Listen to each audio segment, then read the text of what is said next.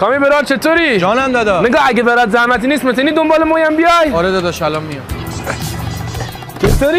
برو چی میزنی؟ یه بار دیگه با من اونجوری صحبت کنی من میدونم و تو. بیا برا نوش جانه.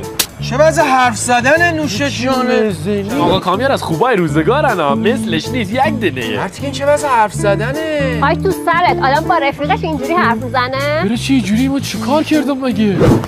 داداشی فدا سرت، بیا یک دنه دیگه میگیرم. بیا بابا یک دقیقه واسه چرا به احترام بذاره به ما رو بزنی؟ ببین اینجا با رفیق صمیمیت اگه مؤدب صحبت کنی یعنی باش مشکل داری، یه چیزی شده بعد بیادب باشی. به طور مثال چیزی لازم نداری؟ چی زرزری کردی؟